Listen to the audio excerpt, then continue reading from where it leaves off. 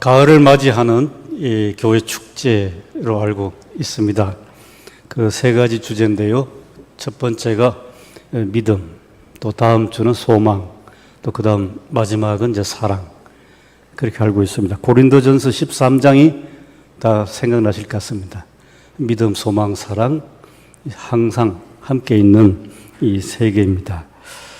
오늘은 첫 번째로 이제 믿음의 길인데, 오늘 본문 말씀 읽으신 대로 오늘은 아브라함 또 그 아내 사라가 어떤 믿음의 길을 갔는가, 그거를 성경 말씀을 통해서 우리가 함께 좀 살펴보는 그런 시간을 가지려고 합니다. 그러면서 제가 그냥 얘기 두 개를 좀 먼저 하고 좀 같이 성경 보도록 하겠습니다. 첫 번째 좀 얘기 드리고 싶은 것은 요즘 시대가 아닙니다. 아주 옛날에 시어머니를 모시고 사는 며느리 이야기입니다. 젊은 분들은 좀 생소할지도 모르겠고요. 또 요즘은 또 그런 일이 드물기 때문에 옛날에는 저런 일이 있었구나 그런 생각하실 수도 있겠는데요.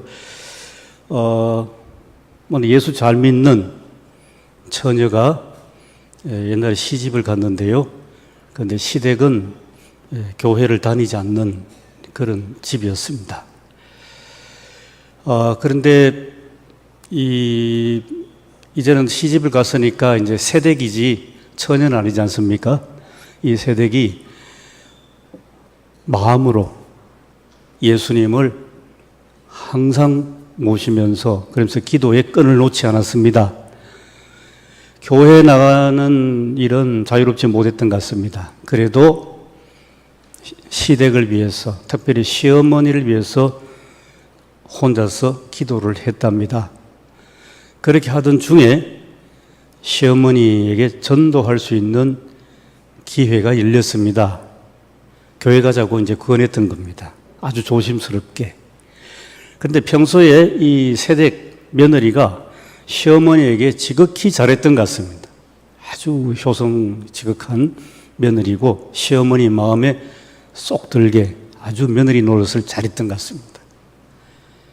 그래서 어렵게 전도의 문이 열릴 거라고 그렇게 예상했는데 시어머니가 쉽게 교회를 따라 나갔습니다. 그리고 함께 교회를 된 겁니다. 이제는 며느리하고 시어머니가 나란히 예배 참석하고, 교회 다니면 요즘은 없어졌습니다만은 옛날에는 학습이란 게 있었지 않습니까? 학습, 6개월 후에 학습 교인 되고 또 6개월 지나면 또 이제 세례를 받습니다. 세례 교인이 되는데, 시골 교회라서 따로 세례 교육을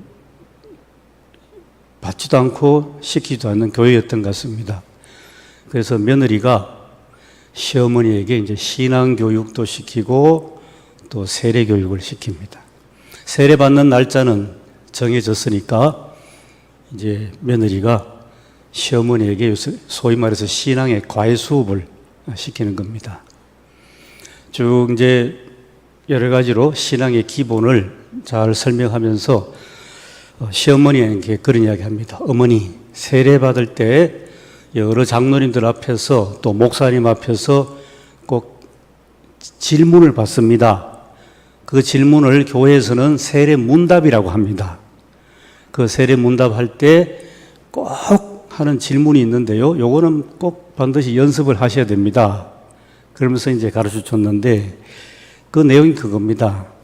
예수님이 누구의 죄 때문에 돌아가셨습니까? 그러면 대답하실 때 내 죄 때문에 돌아가셨습니다. 그렇게 얘기하라고 했답니다. 되풀이 했습니다. 그날이 왔습니다. 며느리가 잘 가르쳐준 대로 예상 문제가 나왔습니다. 목사님이 물으셨습니다. 할머니, 예수님이 누구 죄 때문에 돌아가셨습니까? 답은 다 아시죠? 짐작하시죠? 우리 며느리 죄 때문에 돌아갔습니다. 아직은 초신자니까 그렇게 할 수 있겠습니다. 근데 이 얘기가 우리의 신앙의 가장 기본이랄까요? 가장 근원적인 것을 한번 생각해 보게 하죠. 혹시 우리 가운데 동명교회 여러 성도님들 가운데 하나님 하면 우리는 아버지 하나님 그렇게 기도하지 않습니까? 그런데 왠지 나는 아직도 하나님이 아저씨인데 하시는 분이 있습니까? 한번 생각해 보시기 바랍니다. 하나님 하면 내 마음 깊은 곳에서부터 아버지하고 그런 어떤 인격적인 하나님, 그게 우리 신앙의 출발인 것 같습니다. 더더욱이 그 하나님 아버지 했을 때에 그 아버지 하는 것 속에는 예수님이 누구 때문에 돌아가셨습니까? 바로 나를 위해서 십자가에 달리신 예수님. 이것이 우리의 믿음의 출발입니다. 믿음의 출발입니다. 그래서 성경 오늘 읽지 않았습니다만은 빌립보서 3장을 같이 한번 보시겠습니다. 신약 성경 빌립보서 제가 갖고 있는 성경은 322쪽입니다. 322쪽.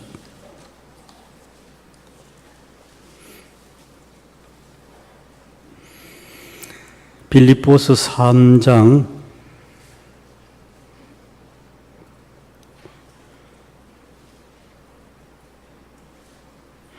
5절에서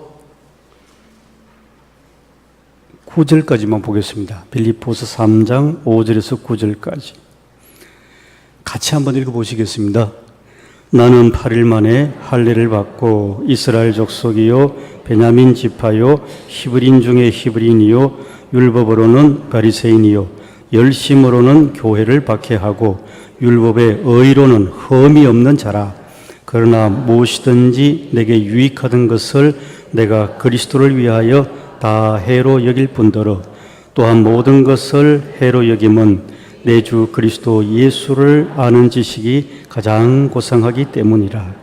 내가 그를 위하여 모든 것을 잃어버리고 배설물로 여김은 그리스도를 얻고 그 안에서 발견되려 함이니 내가 가진 의는 율법에서 난 것이 아니요 오직 그리스도를 믿음으로 말미암은 것이니 곧 믿음으로 하나님께로부터 난 의라. 아멘입니다. 예. 믿는다는 것, 우리가 기독교인이 된다는 것, 그 시작은 내 주 그리스도 예수를 아는 데서부터 시작을 합니다. 이게 믿음의 시작입니다. 한번 확인이 되십니까? 믿음의 시작은 예수님이 누구인지 아는 데서부터 믿음이 시작이 됩니다.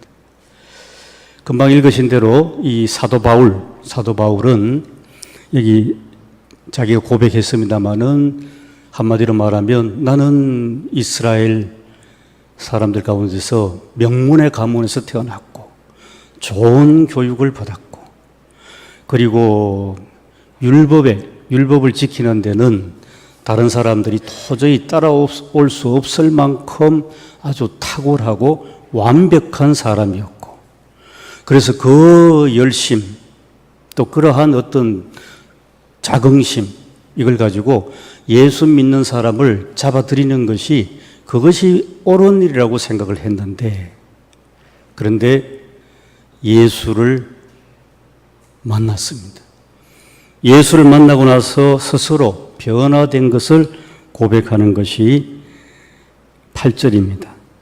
내 주 그리스도 예수를 아는 지식이 이 세상에서 가장 으뜸이다. 가장 최고다.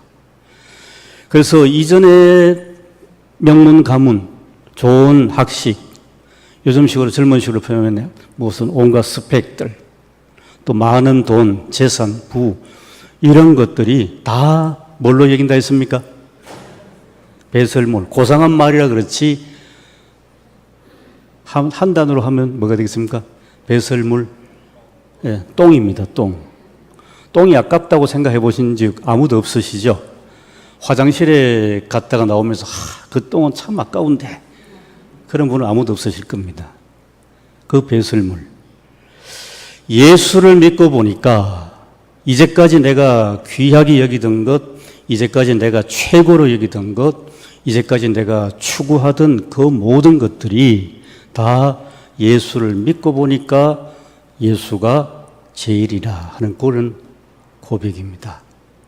이것이 믿음의 출발입니다. 이것이 믿음의 길입니다. 일단 이렇게 여기까지만 말씀드리고 이제 오늘 본문 말씀 아까 읽었던 것 한번 돌아가 보겠습니다. 오늘 본문 말씀에서 구약 창세기 21장 1절부터 7절 성경보다는 오늘 순서지 보시는 게 나을 것 같습니다. 5절 말씀 보시면 아브라함이 그의 아들 이삭이 그에게 태어났을 때 몇 살이라 했습니까? 100세입니다. 그때나 지금이나 그때나 100세 할아버지가 아들을 낳았다 하면 다 어떻게 되겠습니까? 우선에 신문에도 나오고 방송에도 막 나오겠지요. 100세 할아버지가 아들을 낳았다고. 그렇게 되니까 아이를 낳은 사라가 스스로 생각해도 얼마나 웃기겠습니까? 그래서 6절에 보시면 사라가 이르되 하나님이 나를 웃게 하시니 듣는 자가 다 나와 함께 웃으리로다. 사라의 웃음입니다. 이 사라가 지금 창세기 21장 이 한 번만 웃는 것이 아니라 여러 번 웃습니다. 창세기 21장 그 전에도 사라가 웃는 사연이 있습니다. 웃는 사연이 있습니다. 깊은 사연이 있습니다. 그 사라가 웃는 사연을 오늘 이 믿음과 연결해서 우리 같이 한번 보시겠습니다. 그것은 창세기 12장부터입니다. 창세기 12장부터 창세기 21장까지. 창세기 21장 보면 아브라함의 나이가 몇 살을 했습니까? 100살입니다. 100살 할아버지인데 창세기 12장에 보면 아브라함의 나이가 75세입니다.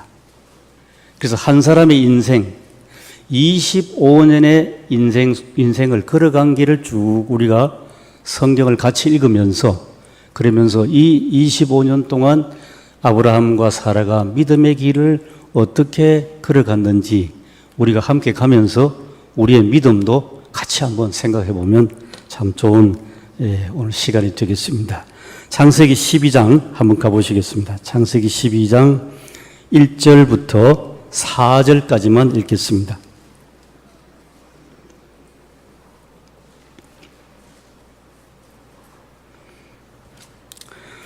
창세기 12장 1절부터 4절까지 여호와께서 아브라함에게 이르시되 너는 너의 고향과 친척과 아버지 집을 떠나 내가 내게 보여줄 땅으로 가라.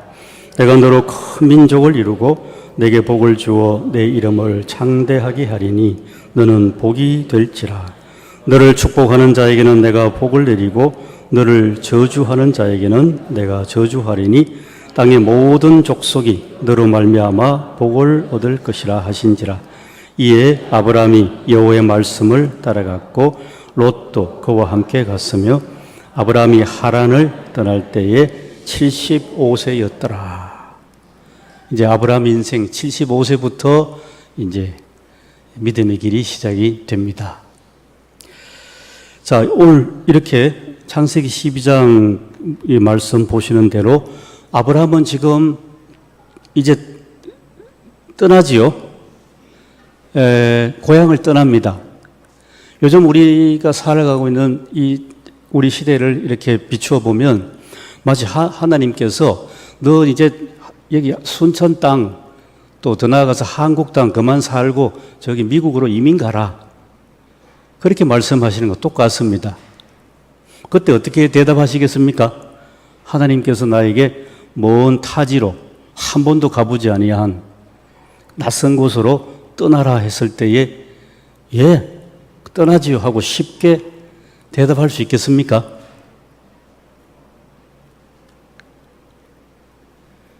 아마 저 같으면 쉽게 결단을 못할 것 같습니다.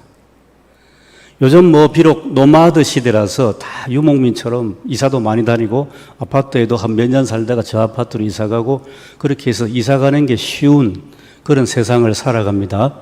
그러나 옛날은 어떻습니까? 아버지가 살던 집, 할아버지 살던 집, 조상대대로 살던 집이고 또 조상대대로 살던 마을이고 고향이 있지 않습니까? 그런 고향을 하나님이 떠나라고 했을 때 아브라함이 쉽게 응답할 리가 잘 없을 것 같습니다. 그런데요, 성경에 보면 아브라함에게 팍 꽂히는 하나님의 말씀이 있습니다. 그것은 2절 말씀입니다. 내가 너로 뭘 이룹니까? 큰 민족을 이루게 해주겠다. 가슴에 뭘 심어주십니까? 와, 내가 이런 내 후손들이 하나의 민족을 이루겠구나. 가슴에 갑자기 비전이 몰려오는 겁니다. 내 후손들이 하나의 민족이 되겠네? 그리고 또 뭡니까? 내게 복을 주어 네 이름이 어떻게 됩니까? 창대케 하리라. 온 세상 사람들이 아브라함 하면 그 이름을 다 알고 있는. 그렇게 하나님께서 이 아브라함에게 오셔가지고 엄청난 소위 약속을 하시니까 아브라함이 이 약속이야말로 너무 엄청난 것이어서 야, 내가 고향을 떠나고 내 친척 집을 떠나고 그렇게 해서 미지의 땅이지만 얼마든지 갈 만한 충분한 이유가 되겠구나. 그래서 떠나는 겁니다. 75세 때. 어떻게 보면 믿음의 좋은 출발을 할 수 있겠죠. 하나님의 약속을 붙잡고 이제 고향을 떠났습니다. 떠났는데요, 조금 몇 절 더 내려가면 이제 하나님이 주신 약속은 네가 앞으로 아들을 딸 엄청 많이 낳고, 그 당시에는 아들 딸 많이 낳는 시대 아니겠습니까? 많이 낳고 손자들도 막 주렁주렁 많이 낳고 그렇게 해서 얼른 하나의 민족을 이루겠다는 그런 꿈을 가슴에 품고 떠났는데, 그런데 얼마 지나지 않아서부터 어려움을 당하기 시작합니다. 아브라함 혼자 간 게 아니고 자기 가족들을 많이 거느린 대가족이 출발했는데요. 얼마 가지 않아서 남쪽으로 내려갔는데 어려움이 북창했는데 그건 뭐냐면 식량이 없다는 겁니다. 먹을 게 없으면 어떻게 됩니까? 당장 힘들어지죠. 본문 10절 한번 보십시오. 12장 10절. 그 땅에 뭐가 들었다 했습니까?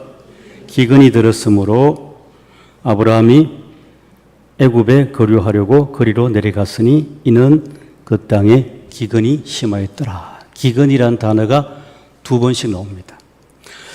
하나님의 약속을 품고 그 약속을 품고 떠나면 이제 자자손손 엄청나게 번창하고 자기 이름도 창대케 되는 그 약속을 안고 간다면 이제부터는 시작되는 아브라함의 인생은 75세 이상부터는 너무 계속 잘 돼야 되지 않겠습니까? 복을 주신다 했는데 복에 대한 이해가 그런 거였습니다. 그런데 하나님의 약속을 받고서 가라고 하는 곳에 갔는데 아주 비옥하고 풍성하고 아주 맑은 겨울이 흐르는 가족들이 잘 살 수 있는 그런 초원이 아니라 아주 척박한 기근이 들어서 먹고 살기가 힘들 그런 상황에 지금 왔습니다. 본문 말씀 그대로입니다. 그런데 하나님의 약속을 받고 갔기 때문에 성경을 자세히 봅니다. 그러면 아브라함이 이제 하나님께 뭔가 좀 질문도 하겠구나. 아니면 기도하겠구나. 우리식으로 하면. 기도해서 하나님 이게 웬일입니까? 내가 하나님의 약속을 받고 왔는데 왜 내가 이런 어려움을 갑자기 당하지요? 내가 좀 잘못 왔습니까? 길을 잘못 들었습니까? 그렇게 하나님께 질문할 법한데 10절 말씀을 아무리 열심히 봐도 기근이 들었으므로 하는 것은 2번씩이나 나오는데, 근데 남쪽으로 좀 더 내려가면 에집트였던 것 같습니다. 에집트 가는데 아브라함이 기도하고 갔다는 말은 전혀 없습니다. 그냥 자기 생각에 애굽에 가면 양식이 풍부할 거라고 생각을 해서 그래서 자기 계산에 따라서 애굽으로 가려고 생각을 합니다. 자, 여기서 생각합니다. 믿음의 출발은 아브라함에게 보면 하나님의 약속을 붙잡고 출발을 했습니다. 분명한 체험이 있지요. 또 말씀을 분명히 들었습니다. 그런데 10절에 보면 아브라함이 하나님 앞에 기도했다는 것, 심지어 하나님께 원망했다는 것조차도 전혀 보이지 않습니다. 이 과연 아브라함이 믿음의 사람일까? 그러면서 성경을 더 자세히 봅니다. 애굽에 가기로 결정을 하고 대식구가 이제 애굽을 향해서 이제 터벅터벅 걸어가야 되지 않겠습니까? 자동차도 없던 시절이니까 애굽으로 내려갑니다.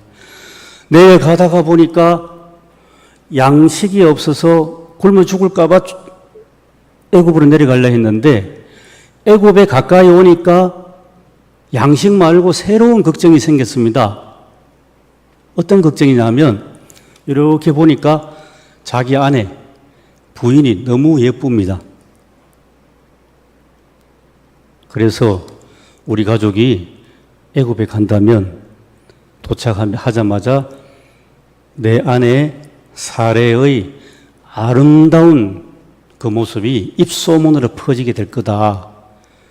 그러면 애굽의 남성들이 내 아내를 탐낼 것이고 그리고 자칫하면 내 아내 때문에 내 아내를 빼앗아 가려는 그 남자들이 나를 죽이려고 할 것이라는 새로운 공포가 들어왔습니다. 좀 이해 가십니까? 그래서 둘이 잡당합니다. 부부 사이에. 뭐라고 합니까? 우리 사이에 이제 부부를 하지 말고 애굽 사람들이 보면 우리 사이에 서로 남매간이라고 하자. 성경 보십시오. 11절, 12절, 13절 그대로입니다. 11절, 12절, 13절. 그가 애굽에 가까이 이르렀을 때에 그의 아내 사라에게 말하되 내가 알기에 그대는 아리따운 여인이라. 애굽 사람이 그대를 볼 때에 이르기를 이는 그의 아내라 하여 나는 죽이고 그대는 살리리니. 13절 원하건대 그대는 나의 누이라 하라. 거짓말 작당하는 거죠.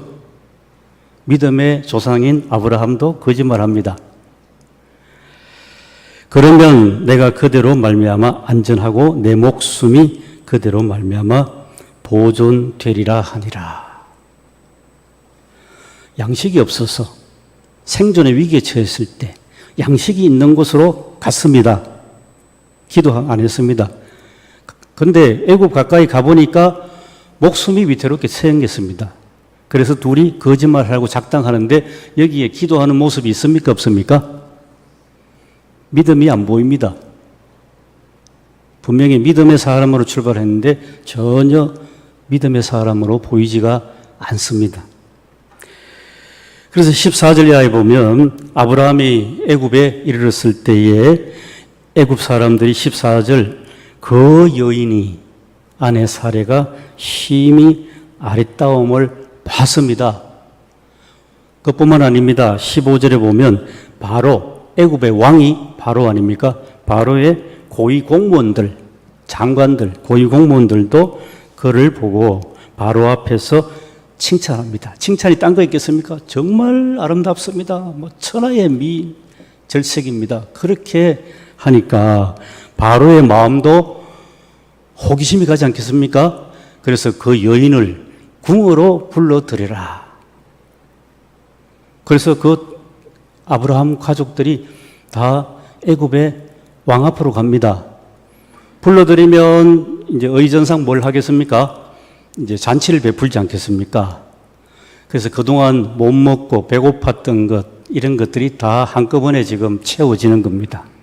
채워지는데, 바로가 사례를 보니까 정말 아름다운 여성이거든요. 차지하고 싶었습니다. 왕은 무엇이든지 다 할 수 있지 않습니까? 그러니까 사례를 어떻게 하겠습니까? 자기의 후궁 삼으려고 합니다. 후궁 삼으려고 하고, 그리고 이렇게 어떤 관계냐 물어보니까 부부지간이라 하지 않고 우린 남매입니다 하니까 전혀 뭐 꺼리낄 것 없이, 그러면 뭐 자네 누이 동생은 나의 후궁을 어떠냐 그렇게 했겠지요. 그 앞에서 어떻게 실토를 하겠습니까? 아브라함이 실토도 못하고 싫다 소리도 못하고 그냥 가만히 있었을 것 같아요. 그러니까 16절 어떻습니까? 바로가 그로 말미암아 아브라함을 어떻게 후대했습니다. 후대하고 아브라함이 양과 소와 노비와 암수 나귀와 낙타를 얻었더라. 이게 뭐겠습니까? 자기 부인하고 재산하고 맞바꾼 겁니다. 이거는 성경에 이런 얘기들이 있습니다. 자, 여기까지 중간 한번 점검해 보겠습니다. 과연 믿음의 사람입니까? 아브라함이 전혀 믿음의 사람 냄새도 안 납니다. 그저 살아날 궁리만 하는 사람입니다. 생존의 위기 앞에서는 하나님 앞에 기도했다? 전혀 없습니다. 우리는 믿음의 조상으로 잘 알고 있습니다만은 여기 창세기 12장에서 보는 아브라함의 모습은 전혀 믿음의 사람이 아닙니다. 이게 또 성경입니다. 성경. 사람이 이렇게 넘어지는구나. 믿음이 있는 것 같은데, 보니까 믿음이 없네. 이런 것을 우리에게 지금 깨우쳐 주십니다. 자, 이렇게 해서 이제 인생이 그렇게 간다면 어떻게 됩니까? 아브라함은 한 재산 받았지요? 큰 재산 받았습니다. 큰 재산 받고 자기 갈 길로 떠나고 아내는 어떻게 됩니까? 바로의 후궁이 됩니다. 그럼 인생 계산해 보면 어떻습니까? 그래도 사례는 뭐 바로의 후궁이 되니까 한평생 잘 먹고 잘 살게 됩니다. 후궁이니까. 아브라함도 한 재산 받았으니까 그 재산 챙겨가지고 나와서 또 새 장가 들면 되지 않겠습니까? 그 당시 사고방식이죠. 일부 다처제. 여기에서 우리는 성경에서 참 중요한 걸 봅니다. 17절 말씀이 12장 본문에서 너무 중요한 말씀이 나옵니다. 17절. 여호와께서 아브라함의 아내 사레의 일로 바로와 그 집에 큰 재앙을 내리신지라. 어떻게 보십니까? 여러 가지로 볼 수 있습니다. 여기 모든 그 당시에 집안의 결정권은 누구에게 있겠습니까? 가부장적 사회니까 남편한테 있습니다. 아마도 남편이 뭐 아내를 그렇게 마치 상품 팔듯이 그렇게 팔아치울 수도 있는 그런 사회였던 것이 아닌가 생각될 정도입니다. 그런데 성경이 참 중요한 것은 여호와께서 아브라함의 아내 사레의 일로 했습니다. 아브라함의 아내란 것을 분명히 밝히고 동시에 사레의 일로. 하나님께서 한 여인을 돌보셨고 그뿐만 아니라 사레가 바로의 후궁이 되면 하나님의 약속은 어떻게 됩니까? 이게 제일 중요합니다. 하나님께서 창세기 12장 처음에 아브라함을 불러서 내 후손이 엄청나게 한 민족을 이루겠다 했을 때는 아브라함 혼자만 아니라 아브라함과 사라 두 부부에게 하신 약속이었습니다. 그렇기 때문에 만약에 사레가 애굽왕 바로의 후궁이 된다면 하나님의 약속이 무너지게 생겼습니다. 우리가 여기서 참 중요한 걸 봅니다. 우리가 믿음을 우리가 생각할 때에 때때로는 그렇게 생각하지 않습니까? 우리는 믿음을 뭐 손에 좀 쥐인 것처럼 믿음이 참 좋다. 손에 쥐고 참 좋다. 이렇게 바라보는 것 같은데 여기 창세기 12장 아브라함을 보면 믿음이란 것은 우리 손에 쥐어 있는 것이 아무것도 없습니다. 아무것도 없고 기도도 한마디도 하지 않고 하나님 없는 사람하고 믿지 않는 사람하고 똑같이 인생 계산하고 자기 살아나갈 궁리하고 위기에 처했을 때는 그저 처신하기가 바쁜 그런 아브라함, 우리의 모습이기도 할 것 같습니다. 그런데 중요한 것은 여기에 누가 개입을 하시는 겁니까? 살아계신 여호와 하나님이십니다. 이게 성경입니다.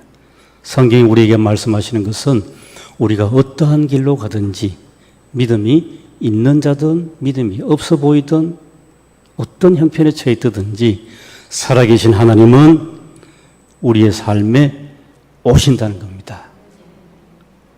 오십니다. 무엇 때문에? 하나님의 약속 때문에. 이 아브라함과 사레의 부부, 이 가족이 무너지면 하나님의 약속이 무너지는 거 아니겠습니까?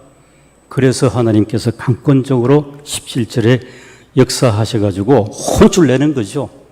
그 당시 제일 힘이 센 애굽의 사람이 바로 아니겠습니까? 바로를 혼쭐 내려면 하나님께서 바로에 대해서 재앙을 내리셔야 되겠죠. 그래서 17절 큰 재앙을 내리신지라 혼났습니다. 그래서 18절 보면 바로가 아브라함을 불러서 이르되 내가 어찌하여 나에게 이렇게 행하였느냐? 내가 어찌하여 그를 네 아내라고 내게 말하지 않았냐? 왜 거짓말했냐 이거죠. 네가 거짓말한 것 때문에 나까지 지금 당하지 않느냐? 내가 그를 19절 어찌 그를 누이라 하여 내가 그를 데리다가 아내를 삼게 했느냐? 내 후궁을 삼게 했느냐? 네 이제 알고 보니까 네 아내니까 내 아내가 여기 있으니 이제 데려가라. 그렇게 했습니다. 아브라함 일생의 중요한 한 대목입니다. 75세에 하나님의 약속을 받아서 고향을 떠나는 용기와 결단까지 있었습니다. 그러나 그 이후로 쭉 성경을 보면 전혀 믿음이 없는 사람처럼 보입니다. 그랬을 때 우리에게 중요한 것은 한 번 더 말씀드립니다. 믿음은 우리가 손에 쥐고 있는 그 무엇이 아닙니다. 우리의 소유가 아니라는 거죠. 믿음은 철저하게 하나님의 약속입니다. 하나님의 약속. 그 하나님의 약속. 내가 붙잡든 내가 놓치든 간에 하나님의 약속은 우리에게 언제나 우리 앞에 있습니다. 그래서 믿음은 어디에 있습니까? 바로 항상 우리 앞에 있습니다. 우리 앞에 있는 믿음입니다. 이 말씀 드리다가 보니까 시간이 많이 갔네요.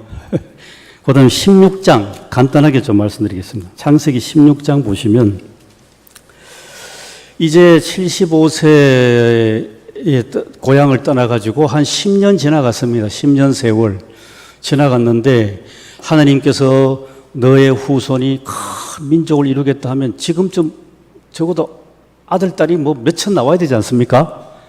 전혀 그런 기미가 없습니다. 나이는 들어가는데.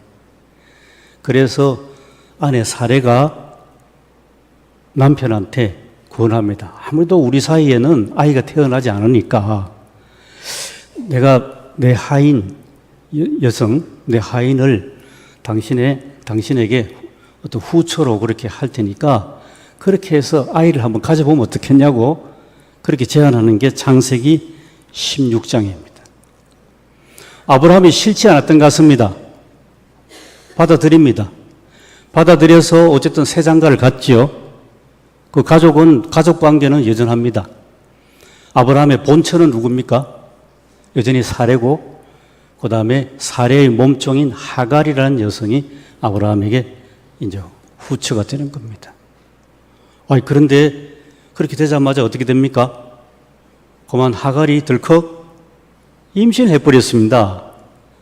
임신을 하니까 주인의 아이를 가졌으니까 이제는 더 이상 후처로서의 어떤 그늘이 아니라 이제 당당하게 자기가 이 사라 본처보다도 훨씬 더 이제 당당하지 않겠습니까? 그래 내놓으니까 그만 가정에 분란이 생깁니다. 임신한 하갈이 본처인 사례를 막 마구 학대하기 시작하는 겁니다. 그래 되니까 이 두 여성이 한 집안에서 막 서로 싸우는 겁니다. 갈등이 일어나고. 자, 여기에서 우리가 하나 간단하게 한번 보겠습니다. 생각할 게 뭐가 되겠습니까? 제가 보기에는요, 사례가 하나님의 약속을 그대로 잘 믿고 붙잡고 있었던 것 같습니다. 후손. 한 번 더 말씀드리면 그때는 다 남성 중심의 가부장적 사회입니다. 그래서 후손하면 다시 한번 남편의 자손으로 이해했던 것 같아요. 그러니까 그 당시에 흔히 있었던 일처럼 조선시대 씨바지는 아니고요. 그 후처로 이렇게 본인이 구원했습니다. 그때는. 근데 막상 자기 몸종이었던 후처가 아브라함의 남편의 후처가 자기를 막 학대하니까 이제는 상당히 괴로운 거죠. 아이도 없고. 이 경우는 사람의 힘으로 내가 하나님의 약속을 좀 이루어 드리자 하는 것. 이해하시겠습니까? 하나님의 약속은 하나님의 약속입니다. 아직은 하나님의 때가 안 됐습니다. 그런데 사례가 생각을 해서 내가 하나님의 약속을 좀 이루어 드릴 수 있겠구나. 자기 스스로의 힘으로 또 자기의 어떤 생각으로 계산으로 그렇게 한다는 겁니다. 우리가 신앙생활 할 때 하나님을 믿습니다. 하나님의 약속도 잘 믿고 그대로 잘 받아들입니다. 그런데 나도 모르게 어떨 때는 내 힘으로 믿고 싶고 내 힘으로 뭔가 이렇게 하면 하나님이 기쁘시게 하겠지. 또 내가 가지고 있는 이 무엇으로 내가 이 교회를 위해서 뭐 하면 모두가 좋아하겠지. 다 혼자서 그렇게 생각하는 겁니다. 그런데 결과는 어떻게 되겠습니까? 그것이 하나님의 뜻이 아닐 경우에는 선하게 생각했던 것이 오히려 안 좋은 것으로, 나쁜 것으로 되돌아올 수 있다는 것이 사례와 하갈 사이에 아주 그런 갈등 관계였습니다. 두 번째 장면입니다. 이 마지막 세 번째가 참 제일 중요한 것 같습니다. 17장 가시면요. 17장 이제 아브라함 나이가 나옵니다. 17장 1절 보시면 17장 1절 아브라함이 몇 세 때입니까? 99세 때. 이제 고향 떠난 지 약 한 25년 다 돼갑니다. 24년. 99세 때에 이때 여호와께서 아브라함에게 나타나서 그에게 이르시되 나는 전능한 하나님이라. 그렇게 말씀을 하십니다. 말씀하시고 그 다음 15절로 한번 넘어가 보겠습니다. 말씀하시면서 약속을 다시 한번 확인합니다. 24년, 25년 전에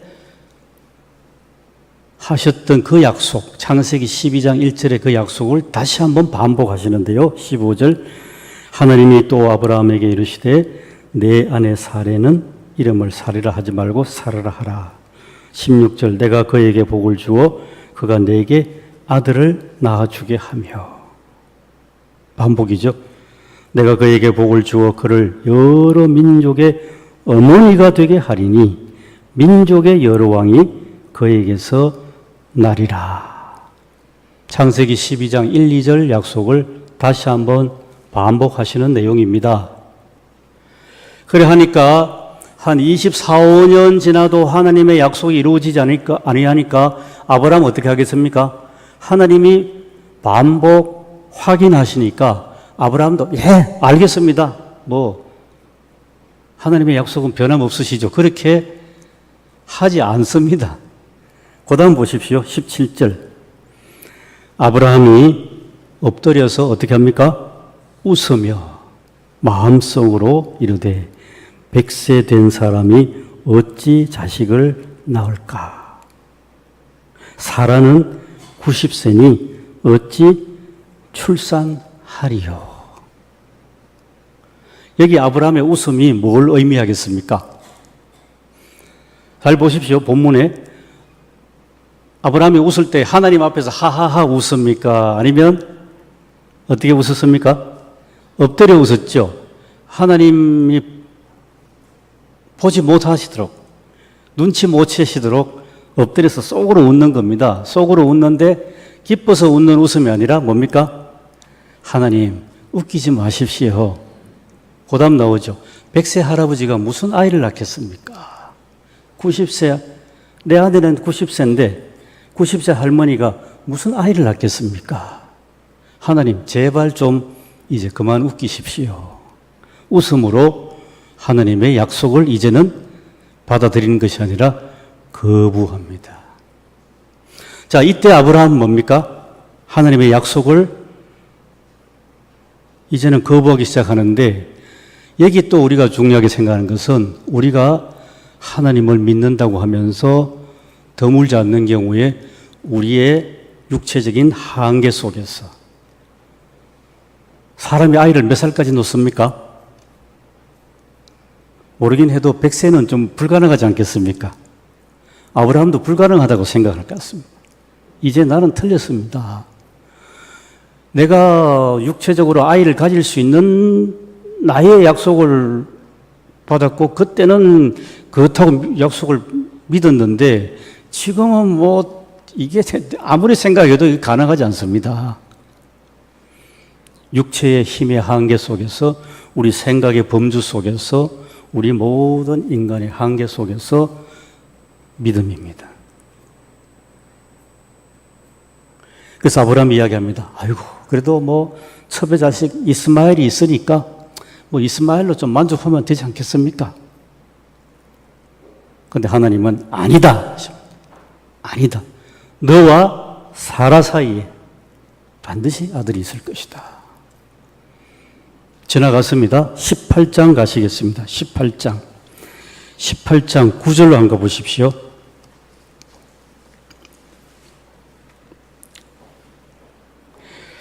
9절부터 쭉 읽어 내려가시면 9절 그들이 아브라함에게 이르되 내 아내 사라가 어디 있느냐 대답하되 장막에 있나이다.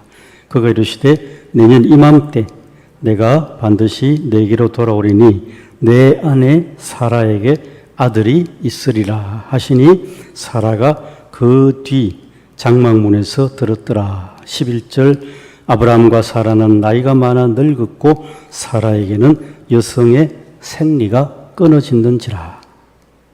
12절도 재미있습니다. 한번 보십시오.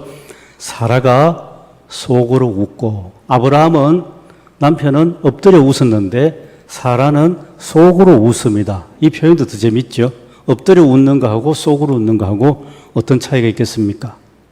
얼핏 봤을 때 여기 사라의 웃음은 쓴 웃음입니다. 쓴 웃음. 할머니.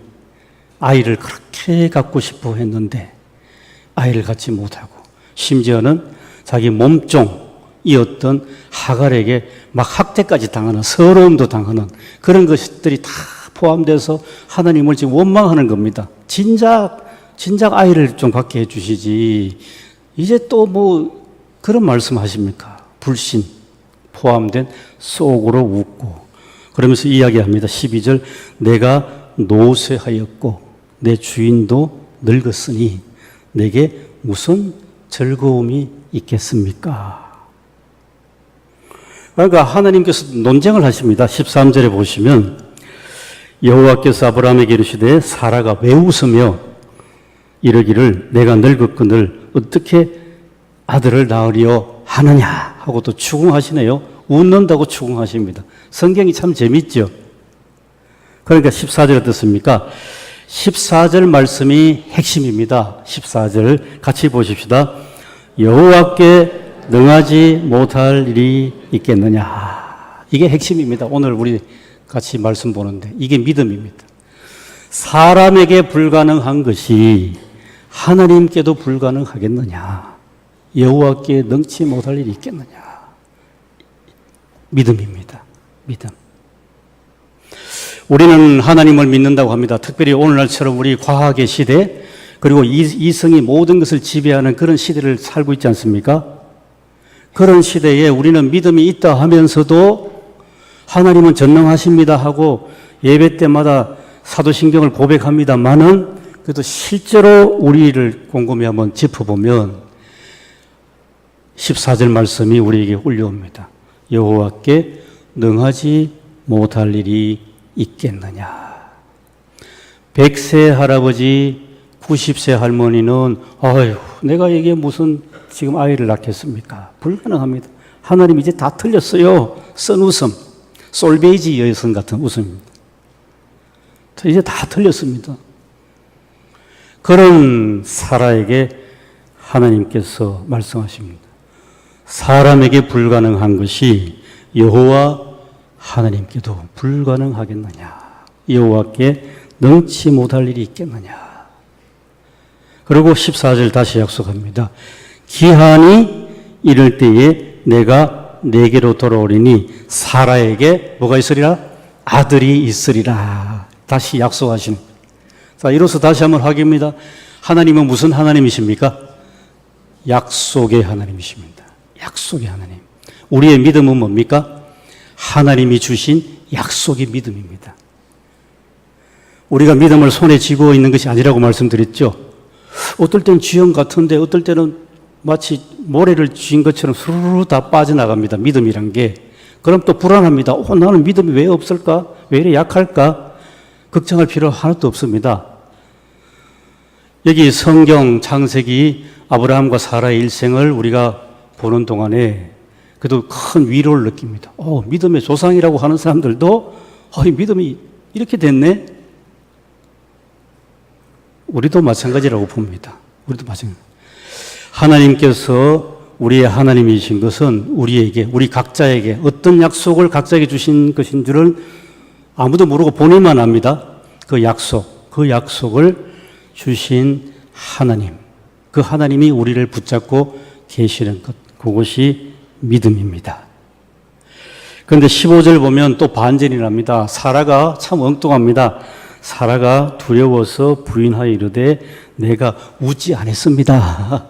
웃어놓고도 또 거짓말합니다. 사람은 거짓말하는 존재입니다. 그러니까 하나님이 또 뭐라 하십니다. 아니다. 네가 웃었다. 성경이 그대로 나오죠. 아니다. 네가 웃었느니라. 신앙인의 불신앙입니다. 신앙. 이게 사람의 모습입니다. 우리가 살아가는 사람의 모습입니다. 그런데 이 창세기 12장부터 마지막에 클라이막스는 오늘 본문 말씀 21장입니다. 21장 1절이 그래서 우리에게 아주 잘 들어옵니다. 21장 1절. 같이 보시겠습니다. 여호와께서 말씀하신 대로 사라를 돌보셨고 여호와께서 말씀하신 대로 사라에게 행하셨으므로 2절 사라가 임신하고 하나님이 말씀하신 시기가 되어 노년에 아브라함에게 아들을 낳으리니. 자, 보십시오. 1절 여호와께서 말씀하신 대로 두 번 나옵니다. 믿음은 여호와께서 말씀하신 대로. 약속입니다. 하나님의 약속. 하나님이 약속하신 대로 하나님이 그 약속 가운데서 사라를 돌보셨고 하나님의 약속 가운데서 우리 한 사람 한 사람을 돌보실 줄 믿습니다. 우리가 믿음의 용사라서 우리를 돌보시는 게 아니고 하나님이 우리에게 약속하신 그 약속으로 우리를 돌보시고 또 하나님이 말씀하신 그 약속으로 사라에게 그대로 행하셨고 그래서 사라가 불가능한 속에서 할머니가 임신을 했습니다. 할머니가 임신하는 기적이 일어났습니다. 사람에겐 기적인데 하나님은 약속하신 그대로 이루어졌다는 말씀입니다. 그래서 하나님이 말씀하신 시기가 되니까 노년의 아브라함에게 아들을 낳으니 3절 아브라함이 그에게 태어난 아들 곧 사라가 자기에게 낳은 아들을 이름하여 이삭이라 하였고 4절 그 아들 이삭이 난 지 8일 만에 그가 하나님이 명령하신 대로 할 일을 행하였더라. 5절 아브라함이 그의 아들 이삭이 그에게 태어날 때 나이가 100세 할아버지입니다. 100세라. 그 다음이 중요합니다. 사라가 이르되 하나님이 나를 웃게 하시니. 이제 웃음의 의미를 아시겠습니까? 18장의 웃음은 속으로 웃고 쓴 웃음입니다. 스스로가 자조하는 웃음. 할머니의 쓸쓸한 웃음이었습니다. 그런데 이 할머니 사라가 아이를 낳고 이제는 어떻게 웃겠습니까? 평생 소원이 이루어졌습니다. 평생 소원이 이루어졌습니다. 정말 웃는 거죠. 활짝 웃습니다. 할머니가 소녀로 바뀌었다는 거 아니겠습니까? 소녀로 바뀐 모습이 돼서 활짝 웃는 사라의 모습을 우리가 연상할 수 있습니다. 하나님이 나를 웃게 하시니 듣는 자가 다 나와 함께 웃으리로다. 이 말씀이 사라의 믿음의 표현이고 웃는 사랑, 웃게 하시는 하나님. 이것이 또 우리 동명교회 모든 성도님들, 교우님들의 웃음이 되기를 간절히 기원합니다. 그래서 이 창세기 21장까지 보고 그 다음에 히브리서 11장을 보면 당장이 이해가 됩니다. 히브리서 11장, 소위 믿음장이라 하지 않습니까? 같이 한번 보시겠습니다. 히브리서 11장 1절 2절. 순서지에 그대로 나와 있으니까 순서지 보면 되겠습니다.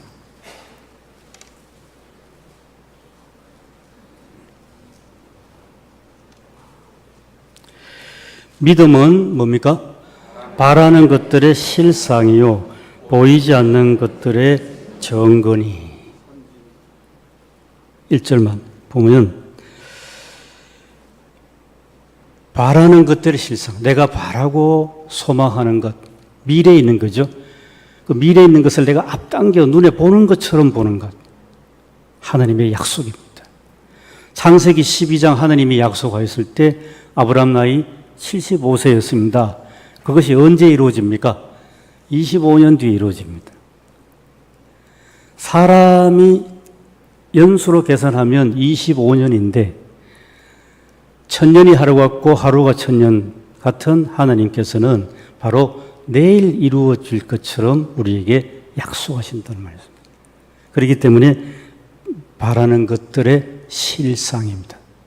바라는 것들의 실상이고 우리 눈에 보이지 않지만은 우리 눈에 보이지 않는 하나님 말씀이 꼭 이루어지는 우리에게 오는 말씀이 우리에게 증거가 됩니다.